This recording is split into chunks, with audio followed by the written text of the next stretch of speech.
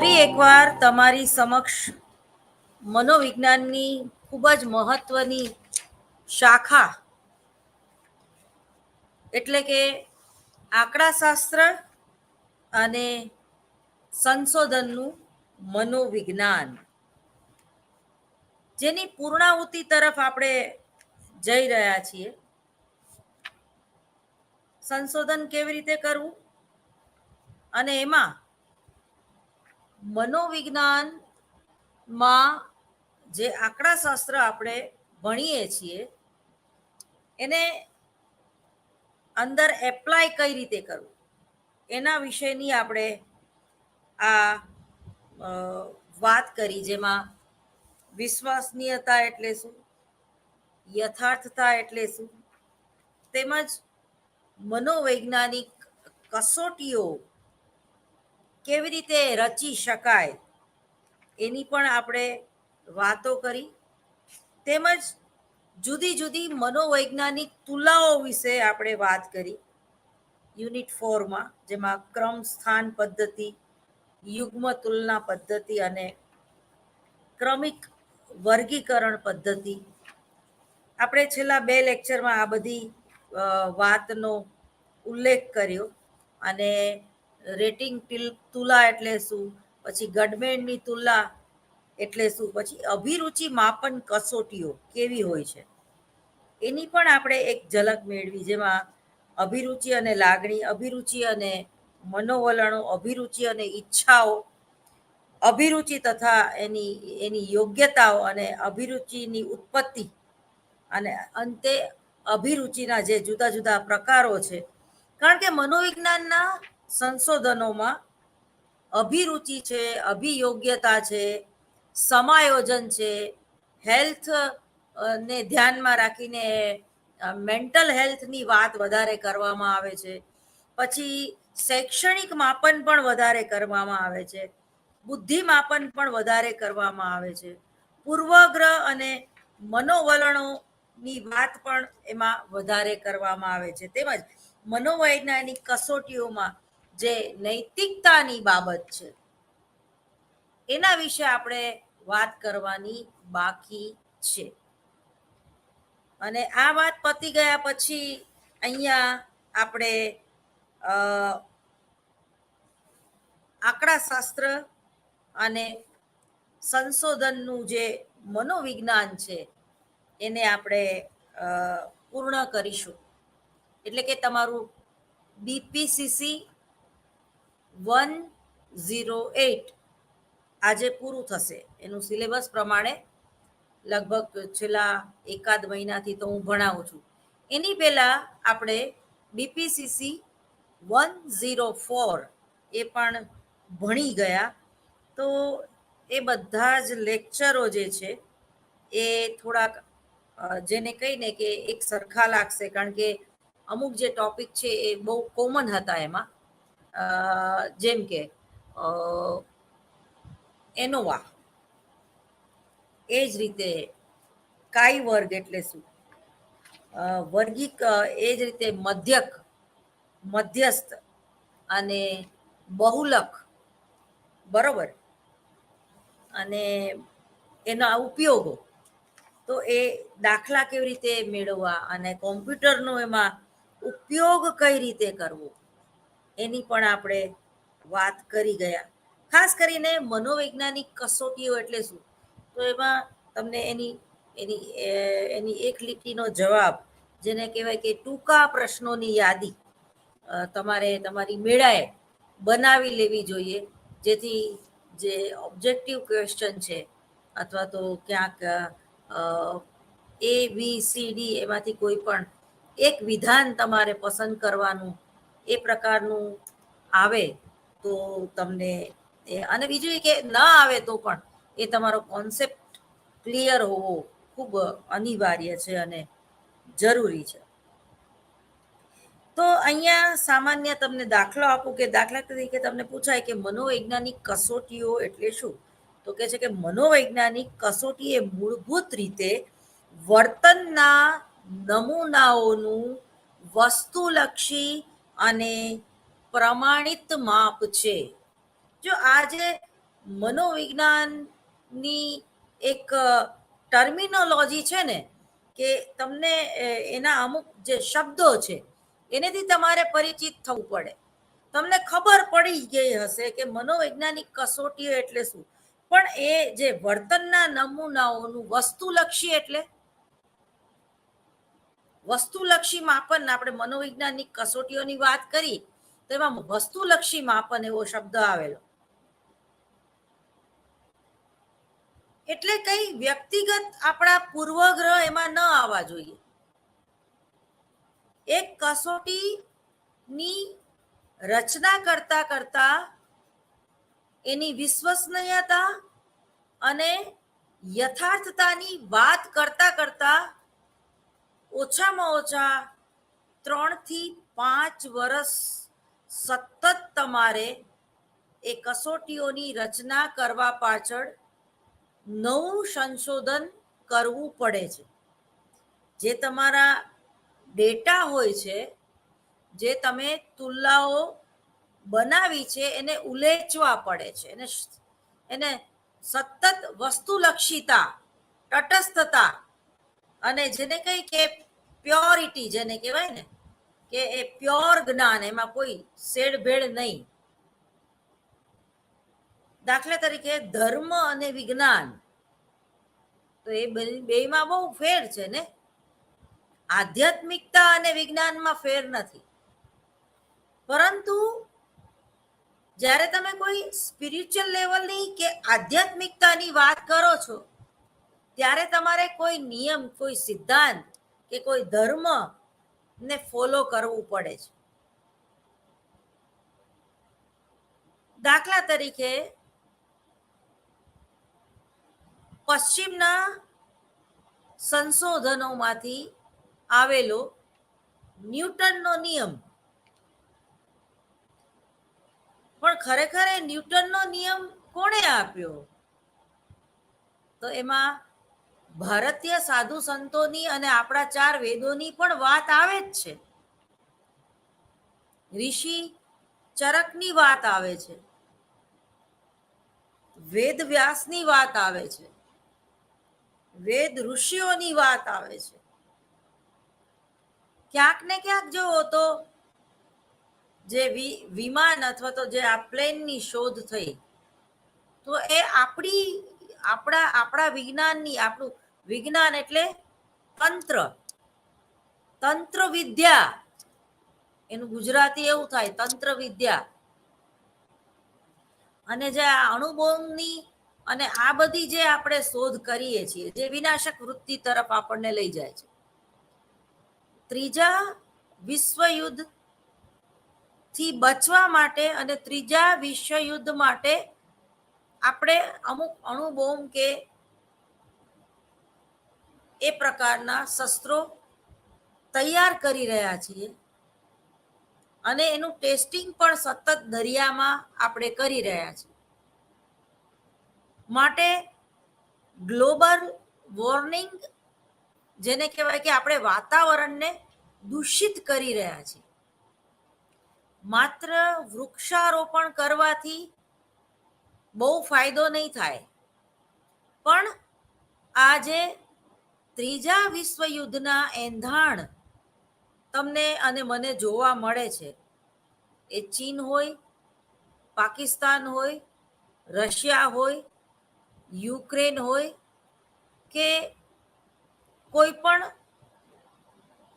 વિકાસશીલ દેશ, અમેરિકા જેને આપણે કહીએ મહાસત્તા, તો એ લોકોનું અત્યારે સૌથી વધારે પડતું જે ઇન્વેસ્ટમેન્ટ છે, આર્થિક ઇન્વેસ્ટમેન્ટ જેને આપણે કહીએ, એ બાયો વેપનમાં છે. એ અણુઓ ખરીદવામાં અને નવા નવા પ્રયોગો કરવામાં પડ્યું છે. દરેકને પોતાના દેશનું રક્ષણ કરવું એની નૈતિક અને રાજકીય જવાબદારી છે. નૈતિક ફરજ છે ને રાજકીય જવાબદારી છે. ભલે આપણે યુદ્ધ ના કરવું હોય, ભારત ક્યારેય યુદ્ધ ઈચ્છતો નથી, કારણ કે આપણી જે પ્રજા છે એકદમ સહિષ્ણુ છે. બરાબર, મેં ગયા વખતે તમને ઉદાહરણમાં પણ એક આવું જ સરસ મજાનું વાક્ય આપ્યું હતું કે સહન શક્તિ એ વિધિ સામે મેળવેલો વિજય છે. તો કહેવાનો મતલબ એમ છે કે આપણી જે પ્રજા છે એમાં વિશ્વ બંધુત્વની ભાવના છુપાયેલી છે. એકતામાં ભિન્નતા અને ભિન્નતામાં એકતા.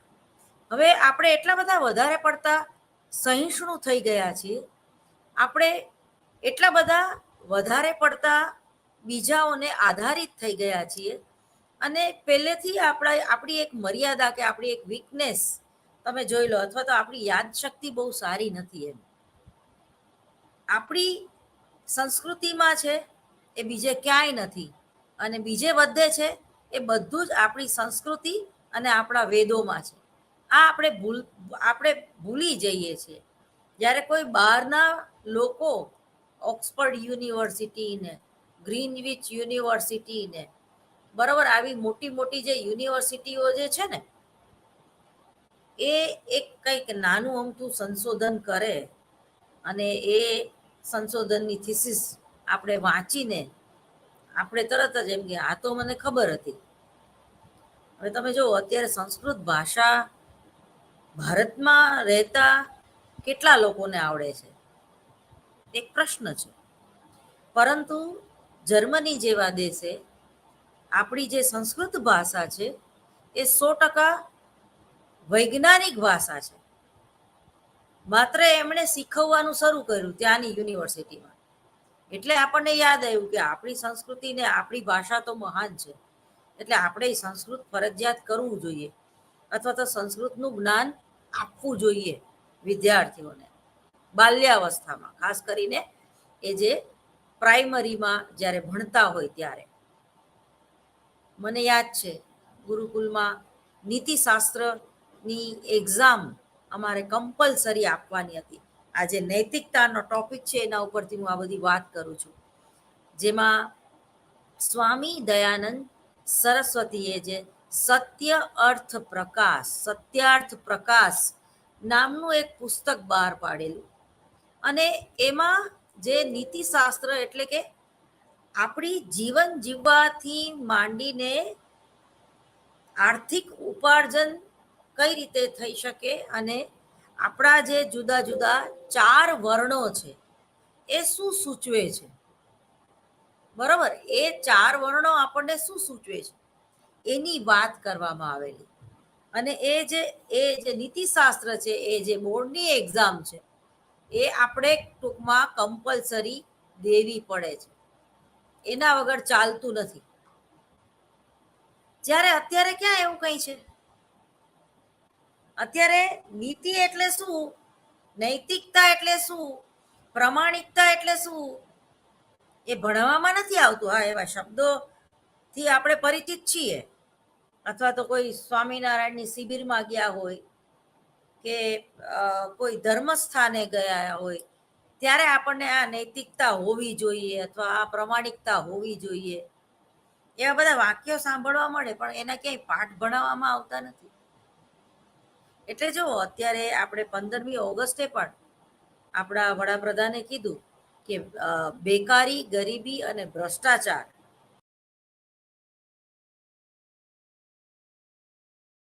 સત્તાની વાત કરીએ છીએ, પણ એક બાજુ આપણામાં નૈતિકતા કે પ્રમાણિકતા જોવા મળતી નથી, આપણામાં ડિસિપ્લિન જોવા મળતી નથી.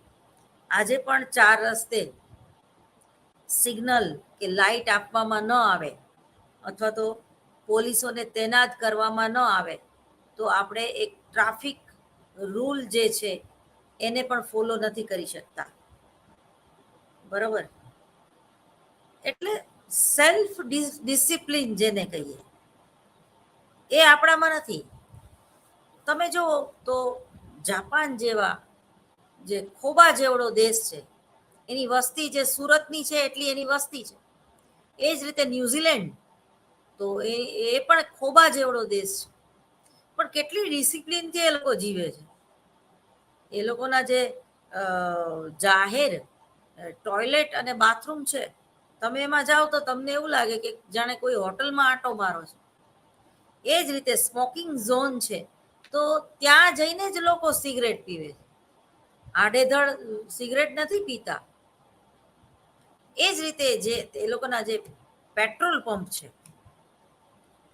એ પણ જેને કહેવાય ને કે એમાં પણ તમારે તમારી રીતે પોતાની રીતે પેટ્રોલ પૂરી લેવાનું ને એ પૈસા જે થાય એ નાખી દેવાનું. હવે આપણે આવું રાખીએ તો આખા પેટ્રોલ પંપની ટાંકીઓ આપણી પ્રજા ખાલી કરી નાખે, મને એવું લાગે છે. આપણા દેશમાં આખા એટીએમ ઉપાડી જવાની ઘટનાથી તમે અને હું અજાણ નથી.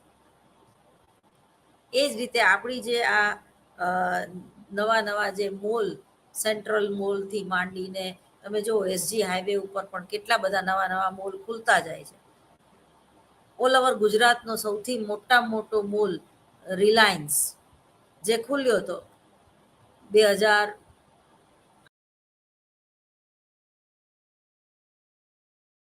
નું જે ગ્રાઉન્ડ ફ્લોર છે એ ચાલે છે, બાકી બધું બંધ થતું જાય છે ટૂંકમાં. કારણ કે આપણે માનસિકતાથી ટેવાયેલા નથી. આજે પણ બ્રાન્ડેડ ચપ્પલ કે બ્રાન્ડેડ કપડા લેવા માટે દરેક વર્ગ ટેવાયેલો નથી. ઘણીવાર તમને એમ થાય કે એક તમારી માનસિકતા હોય કે ભાઈ બ્રાન્ડેડ જૂતા તો 5,000 થી નીચે આવતા જ ન હોય. થોડી ઘણી વાત સાચી છે, પણ દરેક બ્રાન્ડના એટલા પેલા નથી હોતા પૈસા. તો આપણી જે ટૂંકમાં મનોવલણ જેને કહેવાય કે આપણી માનસિકતા, એ આપણે કરિયાણાની દુકાને જઈને પેલા ભાઈ હારે લપ ન કરી અને ભાવતાલ ન કરાવી ત્યાં સુધી આપણને મજા ન આવે. હવે એ રિલાયન્સ મોલથી માંડીને ટાટાના કે સેન્ટ્રલ મોલ સુધી લોકોમાં તમે ગળદી જોવા મળશે તમને, પણ એ તો પેલો એસી ચાલુ હોય ને ખોટા આટા મારવા આવવાના, પાણીપુરી અને આઈસ્ક્રીમ ખાઈને જતું રહેવાનું. આલ્ફા મોલમાં એ જ હાલત છે. લોકોને ગરમી થતી હોય અમદાવાદમાં, એટલે બીજે ક્યાંય રસ્તા ઉપર આટા મારવા એના કરતાં બેટર છે કે મોલમાં એસીમાં આટા મારવા. પણ એટલું શોપિંગ જોવા મળતું નથી. આ એક સર્વે કરવા જેવો એક સંશોધનનો વિષય છે.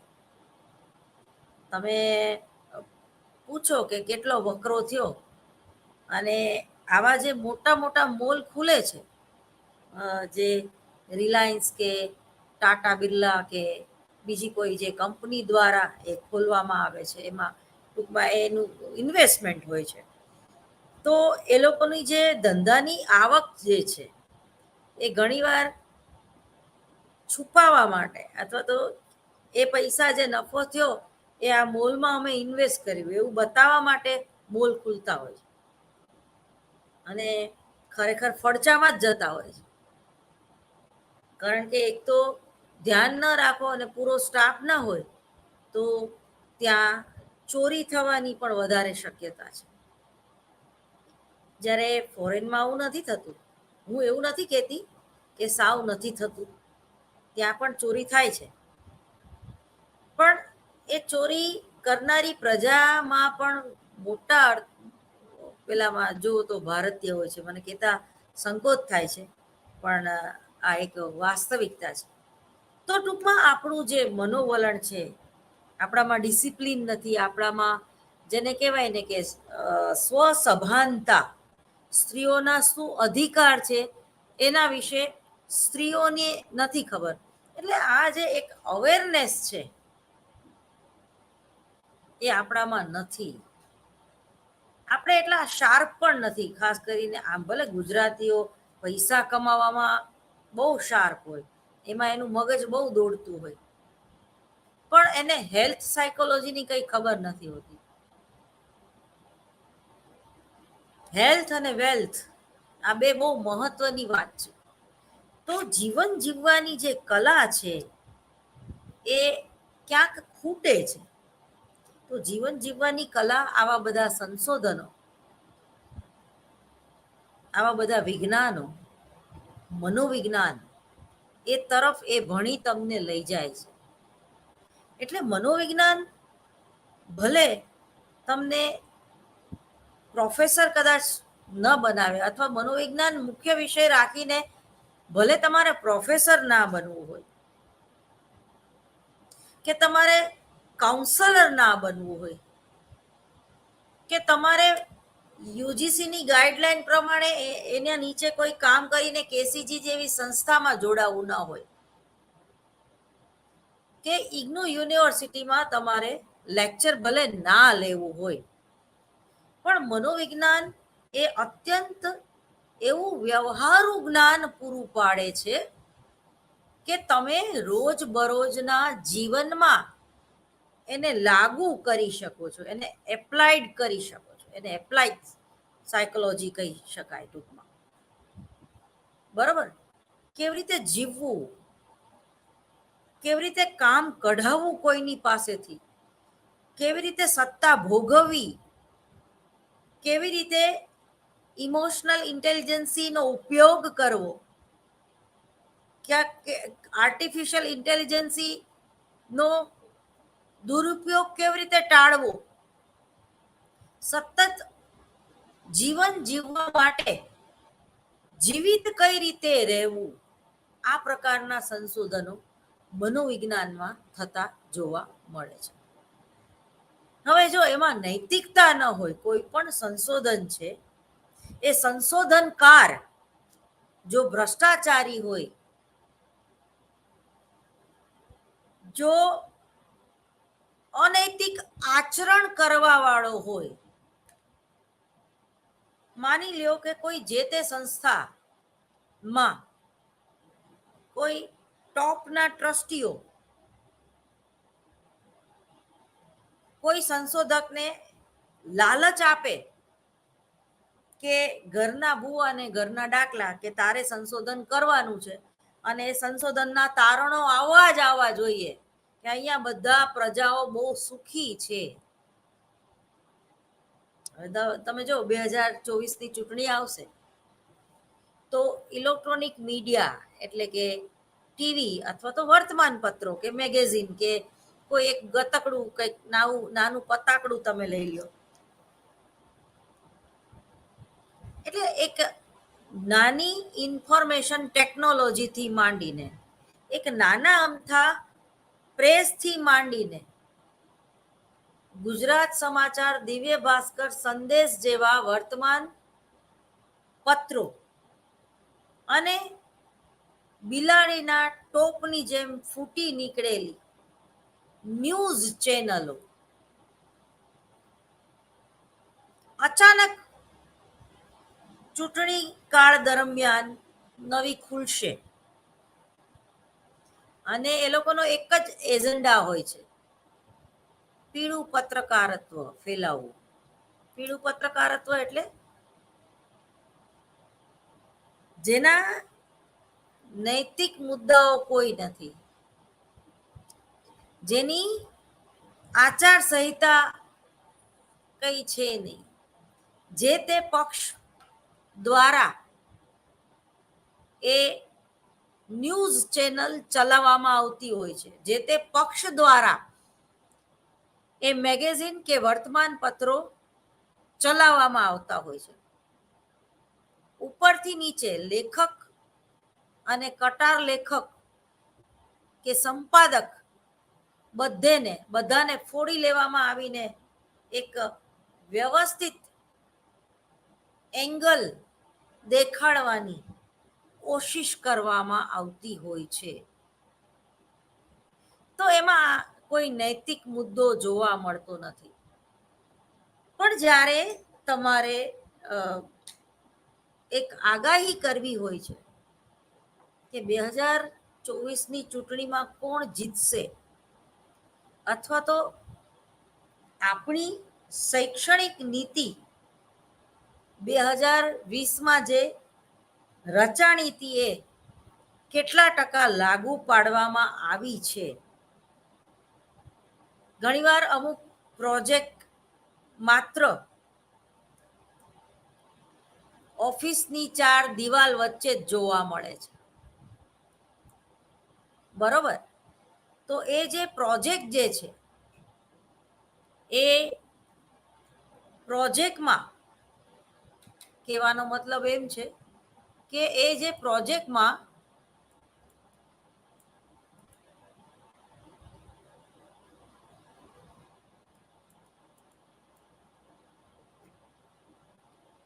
શું તથ્ય છે અને શું નથી એ બાબત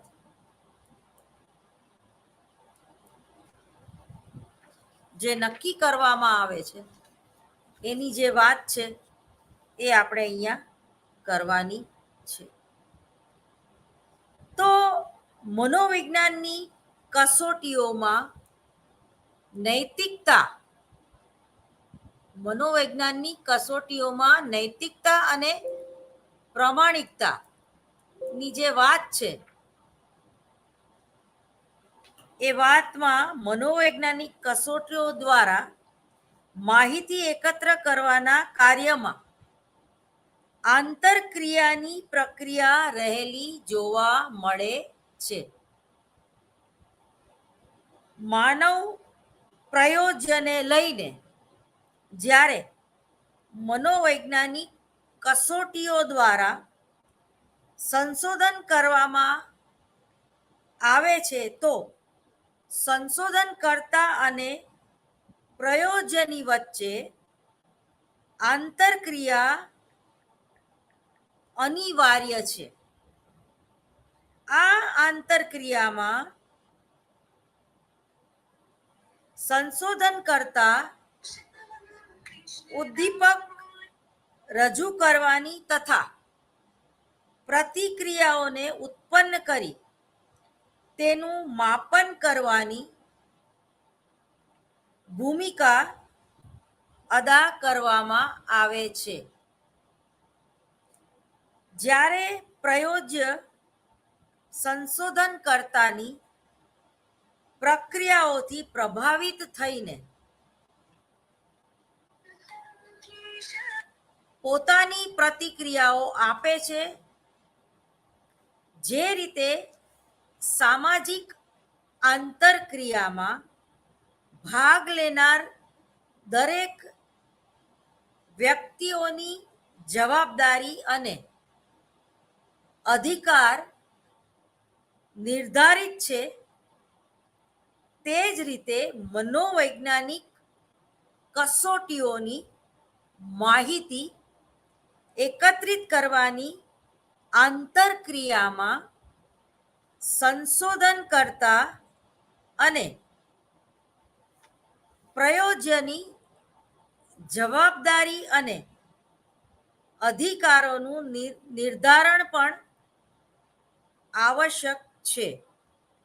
એટલે કે આ સ્થિતિમાં બંને માટે આચરણના અમુક નિયમો હોવા અનિવાર્ય છે.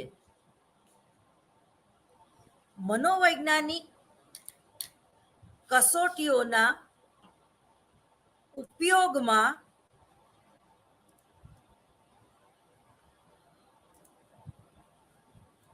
આચરણના નિયમોને નક્કી કરવામાં બે પરસ્પર વિરોધી મૂલ્યોને મહત્વપૂર્ણ સ્થાન આપવામાં આવે છે. એક બાજુ લોકશાહી વ્યવસ્થાના બધા દેશોમાં પ્રત્યેક મનુષ્યનું ગૌરવ કે સન્માન અને તેના વ્યક્તિગત જીવનની વ્યવસ્થાના બધા દેશોમાં પ્રત્યેક મનુષ્યનું ગૌરવ કે સન્માન, તેના વ્યક્તિગત જીવનની ગુપ્તતા દરેક માટે અનિવાર્ય રીતે સન્માનિત છે. દાખલા તરીકે તમે જુઓ, ચારિત્ર અને વ્યક્તિત્વ બંને સાથે જાય છે. ખરેખર બંનેને એકબીજાની સાથે ખાસ કોઈ લેવા દેવા નથી. ચારિત્ર જે છે એ વ્યક્તિત્વનો એક ભાગ છે, પરંતુ કોઈનું કેરેક્ટર કેવું છે એ ચેક કરીને જ આપણે કોઈ નિર્ણય ઉપર પહોંચીએ છીએ. દાખલા તરીકે કોઈ હીરો કે હિરોઈન, દાખલા તરીકે સૈફ અલી ખાન અથવા તો હેમા માલિની અથવા તો શર્મિલા ટેગોર, દરેકનું જે અંગત જીવન છે એમાં પ્રજાને રસ પડે છે, એમાં પ્રેક્ષકોને રસ પડે છે. એ જ રીતે જે લોકો પોલિટિકલ લેવલમાં સંસદ સભ્ય હોય કે મિનિસ્ટર હોય કે પ્રાઇમ મિનિસ્ટર હોય કે રાષ્ટ્રપતિ હોય કે ઉપરાષ્ટ્રપતિ હોય, પણ એનું અંગત જીવન કેવું છે, એનું ચારિત્ર કેવું છે, એ બહુ મોટો વિષય બની જાય છે. કોઈ કેરેક્ટરલેસ વ્યક્તિને જલ્દીથી સત્તા મળતી નથી, અને જો મળે તો એ ટકતો નથી, અને ટકી જાય શશી થરૂર જેવા તો એક ચમત્કાર કહેવાય. જાહેરમાં કોઈના અંગત જીવનની વાત ન કરવાની હોય, પરંતુ તમને ખબર છે કે જ્યારે કોઈ શિક્ષક જે છે, કોઈ પ્રોફેસર જે છે, તો એનું અંગત જીવન ક્યાંક ને ક્યાંક એના વ્યવસાયમાં પણ ડોકિયું કરે છે, એ સ્વીકારવું જ રહ્યું. કોઈ પણ વ્યક્તિની પ્રકૃતિ કેવી છે અને એનો વ્યવસાય કયો છે, એ પરસ્પર એક જોડાયેલી બાબત છે. માટે એક શિક્ષક તરીકે જો તમારામાં નૈતિકતા ન હોય તો એનો કોઈ મતલબ નથી. વિકાસ કીર્તિ જે આઇલ્સના લેક્ચરો ભણાવે છે, તમે જુઓ કે વિદ્યાર્થીઓ એને કેટલો પ્રેમ કરે છે. એ જ રીતે ઘણા એવા ગુજરાત યુનિવર્સિટીના પ્રોફેસરો છે કે જે જાહેરમાં સ્ટેજ ઉપર મારા દિલની ધડકનો એવું એના વિદ્યાર્થીઓને કહે છે, અને વિદ્યાર્થીઓ એ શબ્દને, એ વાતને, એ વિચારને તાળીઓના ગડગડાટ સાથે વધાવી લેતા હોય છે. કોઈ અતિ મહત્વાકાંક્ષી વ્યક્તિ જ્યારે રિટાયર્ડ થાય છે ત્યારે માનસિક રીતે મરી જાય છે, કારણ કે એ લોકોની વચ્ચે સતત બોલતો વ્યક્તિ અચાનક એને ઘરે બેસાડી દેવામાં આવે અને રિટાયર્ડ થાય, તો એનું જે અંદરની જે એક વ્યથા જે છે, મનોવ્યથા જે છે, કોઈ આર્ટિસ્ટ છે એને નાટક કરવા ન મળે, એને પિક્ચરમાં કામ ન મળે, એને સિરિયલમાં કામ ન મળે, એ ડિપ્રેશનમાં આવી જાય છે. કોઈ પ્રોફેસર છે એને લેક્ચર લેવા ન મળે તો એ ડિપ્રેશનમાં આવી જાય, કારણ કે અત્યાર સુધી એના જીવનના ખૂબ મહત્વના 35 થી 40 વર્ષ જે તે સંસ્થા, જે તે કોલેજમાં વિતાવ્યા હોય છે, અને એને રિટાયર્ડ થવું ખરેખર ગમતું નથી હોતું. જો કે બધા આવા નથી હોતા, ઘણા રિટાયર્ડ થવાની રાહ જોતા હોય છે. જે રીતે જોડાણ થવું જરૂરી છે, એ રીતે ઘણીવાર ડિસ્કનેક્ટ થવું પણ બહુ જરૂરી છે. જીવનના જુદા જુદા તબક્કાઓમાં મને કે કમને સમાયોજન સાધવું જ પડે છે. 65 વર્ષ પછી રિટાયર્ડ થઈને જેને કહીએ ને કે સંન્યાસ આશ્રમ પછી વાનપ્રસ્થાશ્રમ પછી સંન્યાસ આશ્રમ, એટલે ડિસ્કનેક્ટ થવું, જોડાણ તોડી દેવું કોઈ પણ સંસ્થા સાથે, માયા સાથે, પોતાના કુટુંબ સાથે. પછી એને સ્વીકારી લેવું જોઈએ કે હવે મારે બોલ નથી કરવાનું. ઘરમાં મને કોઈ સાંભળે એમ છે નહીં. મંદિરે 2 કલાક બેસીને ટાઈમ પાસ કરવાનો, સાંજે બગીચામાં મિત્રોને મળવાનું, ઘરમાં કોઈને આડા નહીં આવવાનું, વણમાગેલી સલાહ કોઈને નહીં આપવાની. છોકરાઓને પણ રમાડવાની મજા આવે ત્યાં સુધી જ રમાડવાની, નોટ કમ્પલસરી. મેં ઘણા ફેમિલી એવા જોયા છે કે બુઢાઓને હવે એને શું કામ છે છોકરાઓને સંભાળે. અરે ભાઈ, તમારા છોકરાઓ છે એ તમારી જવાબદારી છે, માતા પિતાની નથી. એટલે દાદી દાદાની નથી. આ દાદી દાદા પ્રેમથી રાખે કારણ કે એને વ્યાજ વધારે વાલું હોય છે, દીકરાનો દીકરો વધારે વાલો હોય છે, દીકરાનો દીકરી વધારે વાલી હોય છે, અને એ રાખે. પણ એની પાસે જ્યારે થોપી દેવામાં આવે છે કે તમારે તમારા મિત્રોને નહીં મળવાનું, તમારે ચેસ નહીં રમવાની, તમારે પત્તા નહીં રમવાના, તમારે તમારી હેલ્થનું ધ્યાન નહીં રાખવાનું, ચાલવા નહીં નીકળી પડવાનું, મંદિરે નહીં જવાનું, યાત્રાએ નહીં જવાનું, તમારે અમારા છોકરાઓ મોટા કરવાના, સંભાળવાના અને એને વાર્તાઓ કરવાની. ઘણીવાર બધાની પ્રકૃતિ સરખી નથી હોતી, ન પણ ગમે. અત્યારે તો છોકરાઓ કેવા જિદ્દી અને કજિયાળા હોય છે. અને પાછું એવું કે ઓલા આયાની જેમ ટ્રીટ કરવાના, દાદા દાદીની જેમ નહીં. એને લાફો નહીં મારવાનો, એને ઊંચા સાદે ખીજાવાનું નહીં. તમે જુઓ, હવે આ એક પરિવર્તન એટલું બધું આવી ગયું છે કે આપણે આપણા છોકરાઓને પણ રિસ્પેક્ટ આપવો પડે છે. અત્યાર સુધી મા બાપને છોકરાઓ રિસ્પેક્ટ આપતા હતા, પણ હવે તમે જો ઊંધું થઈ ગયું છે. આજે આપણે આપણા બાળકને પણ રિસ્પેક્ટ આપવો પડે છે. 3 બેડરૂમનું તમારો ઘર હોય અથવા મોટો બંગલો હોય, તમે તમારા દીકરાના રૂમમાં નોક નોક કરીને જવું પડે છે. તમે જતા નથી, સીધા અંદર નથી જતા રહેતા. તમારે ટૂંકમાં એ ડિસિપ્લિન કહેવાય એમ.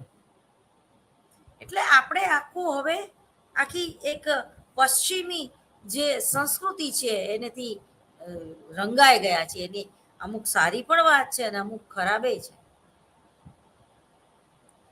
આજે આપણે આપણી સ્વતંત્રતા એમાં જોઈએ છીએ કે મા બાપ આપણો ફોન ચેક ન કરે, મા બાપ આપણું દફતર ચેક ન કરે, મા બાપ આપણને પૂછ્યા વગર આપણા રૂમમાં આવીને આપણો કબાટ ન ખોલે, મા બાપ કેવું આપણે શોપિંગ કરી આવ્યા, કેવા વેસ્ટર્ન કપડાં લઈ આવ્યા, એનો કોઈ હિસાબ એને નહીં રાખવાનો. મારી લાઈફ છે, મને જેવું ગમે એવું કરીશ, કોલેજે આવું ગંજી જેવું પહેરીને જઈશ, તમારાથી થાય કરી લ્યો. તો આ જાણે આપણે એ લોકોના સારા માટે કહેતા હોય, તો એક આપણે એ લોકોની, બાળકોની, યુવાનોની સ્વતંત્રતા ઉપર તરાપ મારતા હોય એવું લાગે. આજે અમદાવાદમાં ઘણી એવી નામી કોલેજો છે કે જેમાં હજી આ પ્રકારના વિદ્યાર્થીઓ કે યુવાનો જોવા મળતા નથી. પણ છેવાડે આવેલી કોલેજોમાં જો પ્રોફેસર કંઈક શિખામણ દેવાની વાત કરે તો એ જે શિખામણ દેવાની વાત છે એની બહુ અસર થતી નથી. પ્રોફેસર તમારા કપડા ઉપર કમેન્ટ ન કરી શકે. વિદ્યાર્થી તમે જ કે તરત જ કે તમે સાહેબ તમારું કામ કરો ને, તમારે ભણાવવાનું છે ને, તમે અર્થશાસ્ત્રનું પેપર લઈને ભાઈ ભણાવીને વયા જાઓ. હું મારી પર્સનલ લાઈફમાં શું કરું, કેવા કપડાં પહેરું છું, કે હું પાર્ટ ટાઈમ નોકરી કરું છું કે નહીં, મારા મા બાપને આગળ સાચું બોલું છું ખોટું બોલું છું, અથવા તો મારામાં પ્રામાણિકતા કેટલી છે કે નૈતિકતા કેટલી છે, એ તમારો વિષય નથી ભણાવવાનો. એટલે હવે ટૂંકમાં કે આપણે નથી, દાખલા તરીકે તમને ખાલી એમ તાવ આવે ને તો તમે તમારા ફેમિલી ડોક્ટર આગળ જાઓ, જે સામાન્ય કદાચ MD ન હોય ને MBBS થયેલો હોય, પણ એનો અનુભવ એટલો હોય ને કે તમને એ બ્લડ ચેક કરાવવાનું ન કે, એ તમને એમ કે તમને મેલેરિયા જ છે, તમે મેલેરિયાની દવા લઈ લો. જ્યારે હવે જે આરક્ષણની નીચે તૈયાર થયેલા ડોક્ટરો, આરક્ષણની નીચે તૈયાર થયેલા ડોક્ટરો ઓછી મહેનતે બની જતા ડોક્ટરો, ડબલ એમડી કેમ ના હોય? તમે એના દવાખાને જશો, તમને તરત જ એમ કહેશે બ્લડ ચેક કરાવવું પડશે. જો કે એવા એક નિયમો પણ આવી ગયા છે કે વધારે ન ખેંચવું. વધારે ન ખેંચવું એ જુદી વાત છે, અને કંઈ ના હોય, સામાન્ય તાવ હોય, ડિહાઇડ્રેશન થયું હોય અને ઉલટી થઈ હોય, માથું ખાલી દુખતું હોય અને આંતરડામાં તકલીફ છે એવું કે, અને તમને બ્લડ ચેક કરાવવાનું કે, એ થોડુંક વધારે પડતું છે. એમાં પણ અમુક ડોક્ટરો તો એવો આગ્રહ રાખે કે નીચે જે પેથોલોજીની લેબ છે ને, ત્યાં જ તમારે બ્લડ ચેક કરાવવાનું. બહારની કોઈ લેબોરેટરીમાંથી તમે તમારું ડાયાબિટીસ ચેક કરાવીને બતાવશો તો એની અમે માન્ય નથી. અમારી લેબોરેટરીમાં જ તમારે ચેકઅપ કરાવવું પડે. આ ઓલી સ્કૂલ જેવું કે ભાઈ તમારે એસએનકે સ્કૂલમાં એડમિશન લેવું હોય, કે તમારે ફલાણી ઇન્ટરનેશનલ સ્કૂલમાં એડમિશન લેવું હોય, તો અમે કઈ ત્યાં જ તમારે કપડાં સીવડાવવાના એટલે દરજી અમારો, અમે કઈ બસમાં જ છોકરાઓને બેસાડવાના એટલે ડ્રાઈવર કે કંડક્ટર એ અમારો, અને અમે કઈ ત્યાંથી જ તમારે દફતર લેવાના એટલે એ બેગ તમારે કેવી લેવી, તમારે કંપાસ કેવો યુઝ કરવો, તમારે પ્રોજેક્ટ કયો બનાવવો, અને તમારે એમાં જે ચોપડાઓ કયા પ્રકાશનની બુક્સ લેવી, આ બધું જ કમિશન. આખા આ ડોક્ટરોની લાઈન લ્યો કે શિક્ષણ જગતની લાઈન લ્યો, બધી જગ્યાએ આવડા કમિશન ચાલતા હોય છે. તમે તમારી ઈચ્છા મુજબના ઓથરને વાંચી ન શકો. બરોબર, તમારે જે તે તમારી સ્કૂલ કે તમારો પ્રિન્સિપાલ કે તમારો ક્લાસ ટીચર કે એ જ પુસ્તકો તમારે લઈ આવવાના. પ્રકાશન અક્ષર પબ્લિકેશનનું હોય તો તમે મયુર પબ્લિકેશન વાંચી ન શકો, અથવા તો એ હોય તમે મયુર પબ્લિકેશનનું લઈ આવ્યા હોય તો તમારી આગળથી એવો આગ્રહ કે દુરાગ્રહ રાખવામાં આવે કે ભાઈ તમે અક્ષર પબ્લિકેશનની બુક કેમ ના લીધી. તો આમાં પછી મનોવૈજ્ઞાનિક કસોટીઓમાં નૈતિકતા ક્યાંથી આવે? કોઈ પણ સંશોધનકાર છે એના જીવનમાં પેલા નૈતિકતા હોવી જોઈએ, એના વિચારોમાં નૈતિકતા હોવી જોઈએ, એના મન અને વર્તનમાં નૈતિકતા હોવી જોઈએ, તો એના સંશોધનમાં કે તો એની કસોટીઓમાં નૈતિકતા આવશે.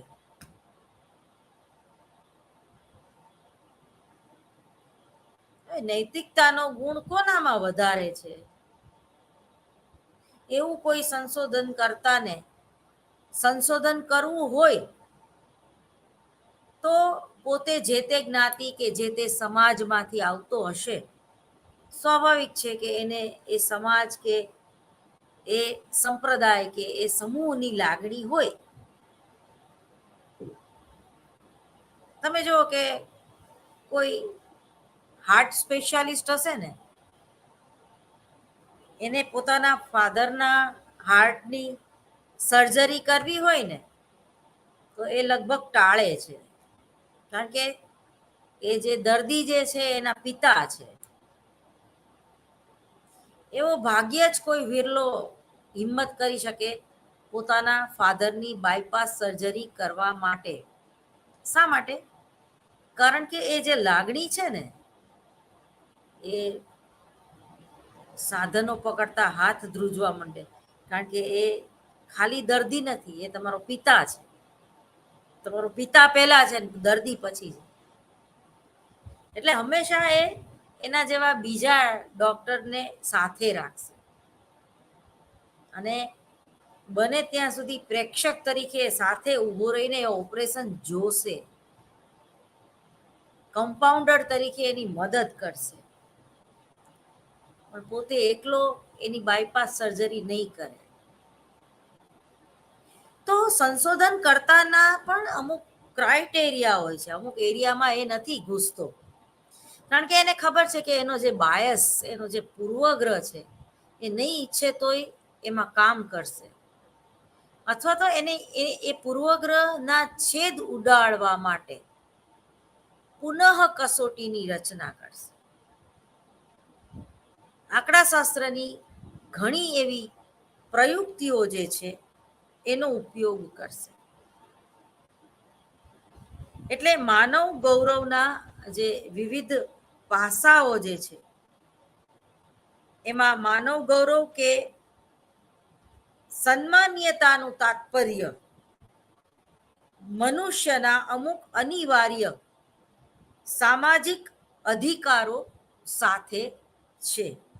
સ્વતંત્ર દેશના પ્રત્યેક નાગરિકોને એ સ્વાભાવિક અધિકાર પ્રાપ્ત છે કે તે સુરક્ષિત રહે.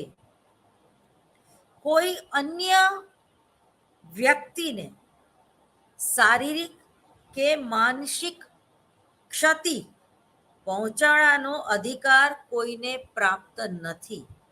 તમે જો મનોવિજ્ઞાનની વ્યાખ્યા તમે જોઈ લો. સૌથી પ્રથમ મનોવિજ્ઞાન એટલે મનનું વિજ્ઞાન, મનોવિજ્ઞાન એટલે ચેતનાનું મનોવિજ્ઞાન, મનોવિજ્ઞાન એટલે કે આત્માનું મનોવિજ્ઞાન. આ બધી મનોવિજ્ઞાનની જૂની વ્યાખ્યાઓ છે. નવી વ્યાખ્યાઓ પણ જુદી જુદી બે છે, વોટસને જ આપેલી, કે મનોવિજ્ઞાન એટલે કે વર્તનનું વિજ્ઞાન, બિહેવિયર સાયન્સ. પછી એને થયું કે વર્તન,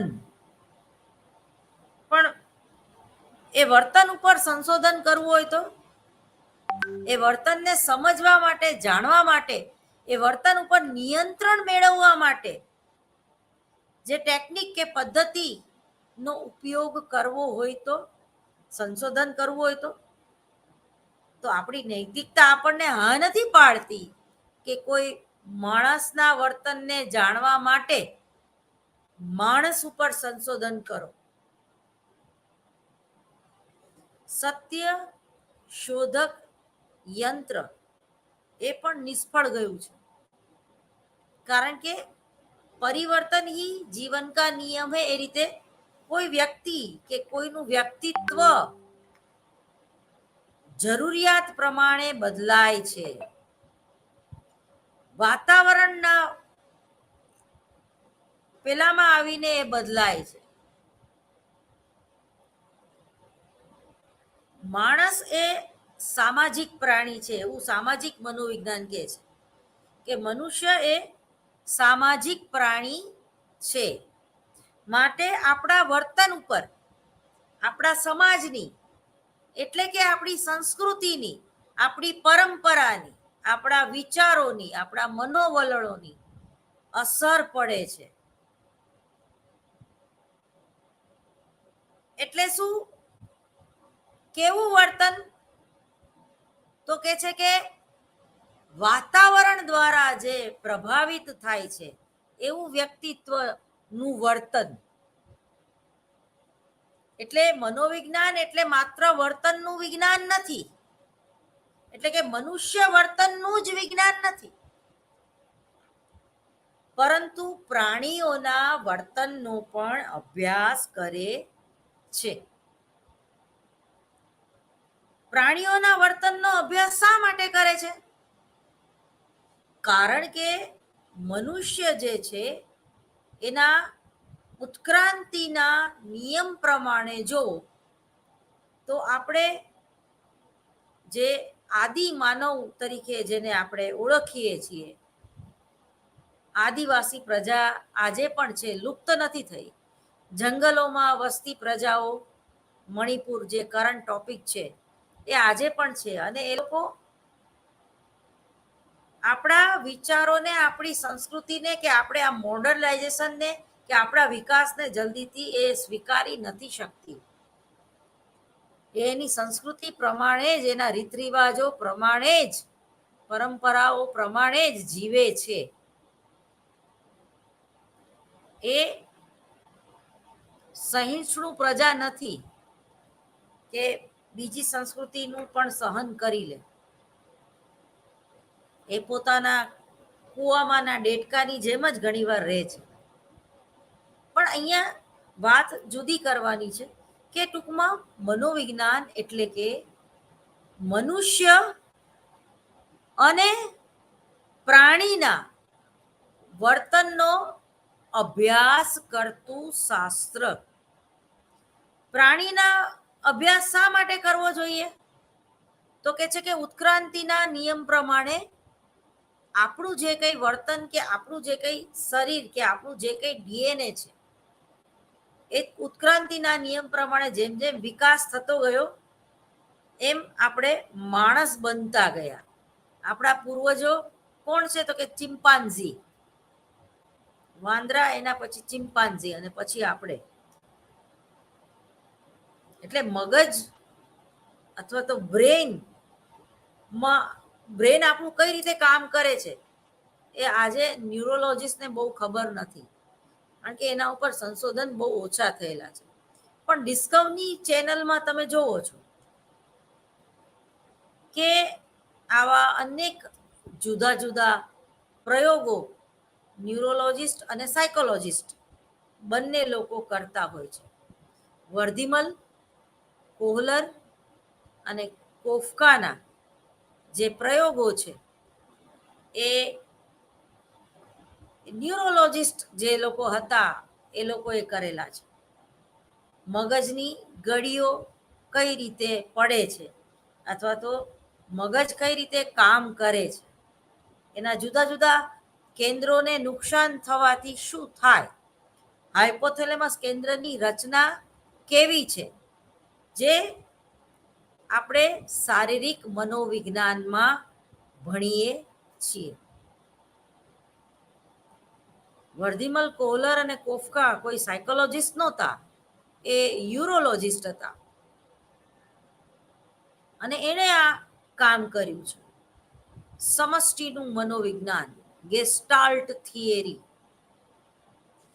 સમગ્રતયા લક્ષી દ્રષ્ટિકોણ, શરીર તંત્ર, શરીરનું મનોવિજ્ઞાન, મગજ, હાઇપોથેલેમસ કેન્દ્ર, કરોડરજ્જુ, આપણું હૃદય, ચેતાક્ષ, ચેતાતંત્ર, આ બધા સંગઠનથી કામ કરે છે, સામૂહિક રીતે કામ કરે છે. તમારી એક કિડની ફેલ થઈ જાય તો એનું જે કાર્ય છે એ બીજી કિડની ઉપાડી લે છે.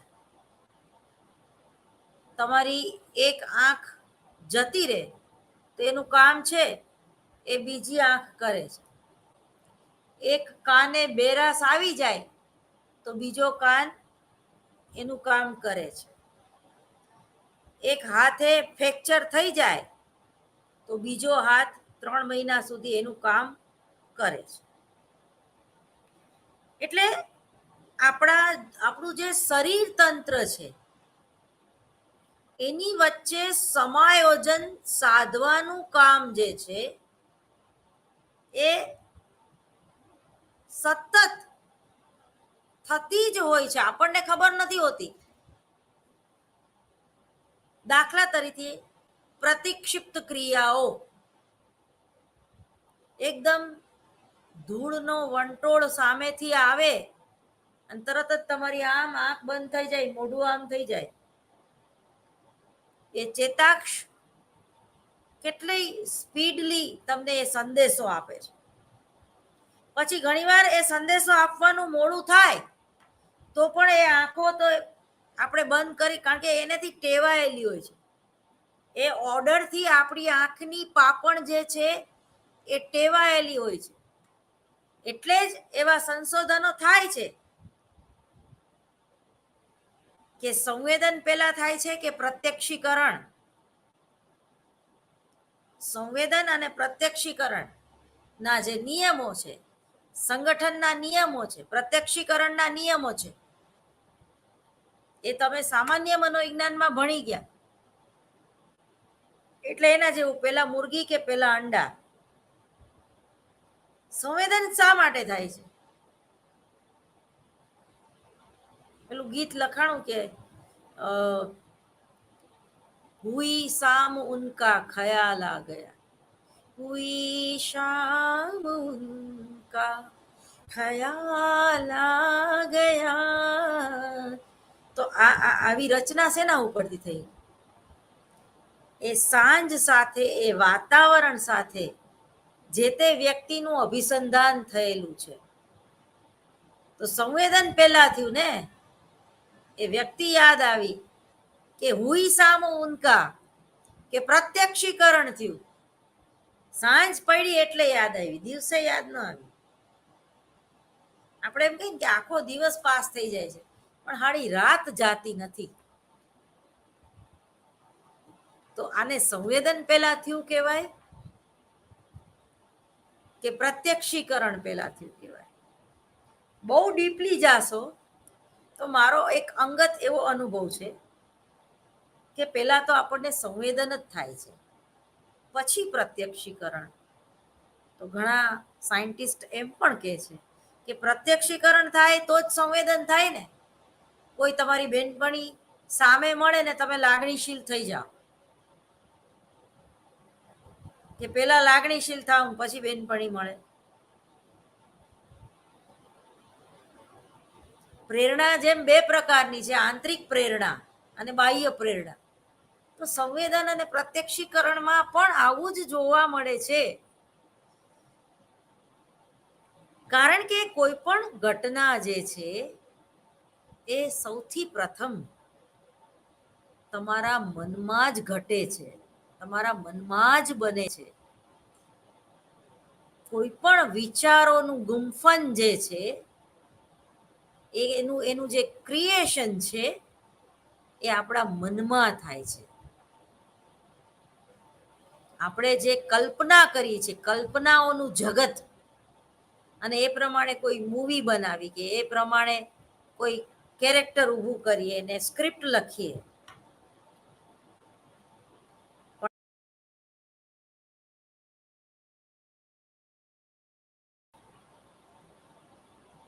કોઈ વ્યક્તિના પ્રેમમાં કેમ પડીએ છીએ? કારણ કે આપણે આપણા પ્રેમમાં છીએ. એટલે જે વ્યક્તિ પોતાની જાતને પ્રેમ કરી ન શકતી હોય એ ક્યારેય બીજાને પ્રેમ ન કરી શકે. સ્વાર્થી, તમને લાગશે તો આ તો સ્વાર્થી કહેવાય. સ્વાર્થીને છૂટું પાડો, એની એની એની એની સંજ્ઞા જે છે એ છૂટી પાડો. સ્વ અર્થી, જે વ્યક્તિ સ્વાર્થી ના હોય, પોતાનો ઉદ્ધાર ન કરી શકે, એ બીજાનો કઈ રીતે કરી શકે?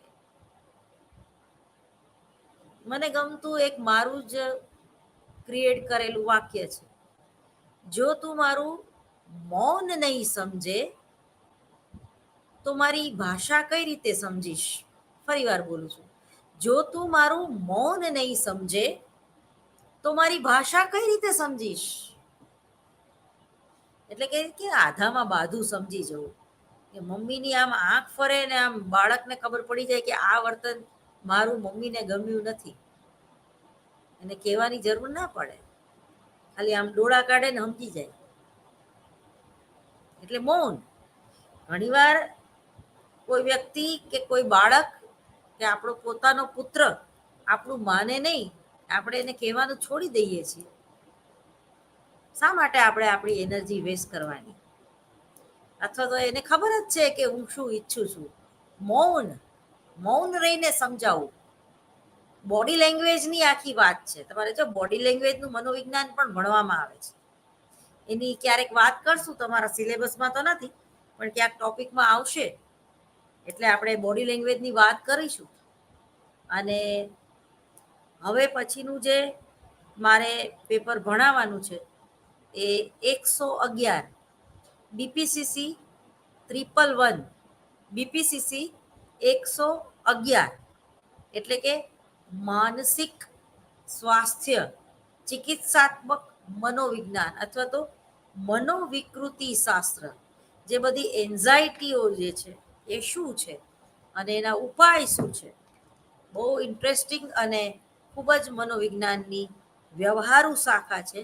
અને એ હવે આપણે 24 તારીખે એટલે કે ગુરુવારે, આજે સોમવાર થયો, ગુરુવારથી આપણે એ લેક્ચર ભણાવવાનું શરૂ કરશું. Time is over. રજા આપશો. નમસ્કાર.